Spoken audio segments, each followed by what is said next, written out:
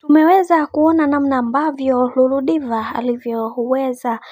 kumsifu sana bibie Wema Sepetu, na akisema kwamba hakuna mwanamke ambaye asiyetamani kuweza kuwa na mtoto. Mimi pia nafurahia sana kuweza kuliona hili ambalo liweza kutokea, kwa sababu watu wengi walitamani sana kuweza kuona hiki kinachoendelea sasa hivi, lakini ndo kama hivyo, kadri siku zinavyozidi kwenda ndivyo mambo ambavyo yanavyozidi kuwa mengi zaidi. Lakini tumeweza kuona namna ambavyo watu waliweza kufurahi na kuweza kushangilia juu ya kile ambacho kilichoweza kutokea, na wengi wao wakasema kwamba kwa hiki ambacho kinachoendelea sasa, bibie Wema Sepetu anatakiwa kuweza kuwa na amani na furaha katika kila hatua ya maisha ambayo anayopiga, kwa sababu kila mtu anatamani kuweza kuona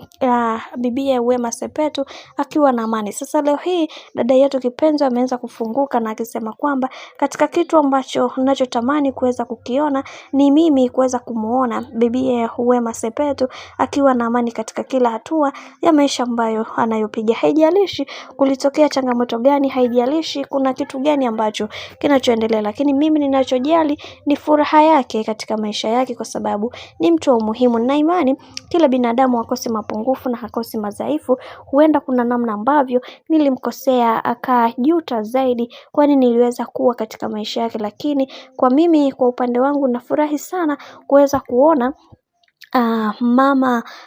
kuweza kuona Wema Sepetu akiwa na mtoto, na pia hicho ndio kitu pekee ambacho alichokuwa kikililia mara zote, na mara zote nilikuwa namsihi sana aendelee kumuomba Mwenyezi Mungu, kwani kila kitu kitakwenda kuwa sawa, kwa sababu kila kitu kinakwenda kwa mipango ya Mwenyezi Mungu. Naamini Mwenyezi Mungu ameweza kulijibu hili, na kila kitu kwa upande wake kitakwenda kuwa sawa kama vile ambavyo alivyokuwa anahitaji toka kipindi cha nyuma.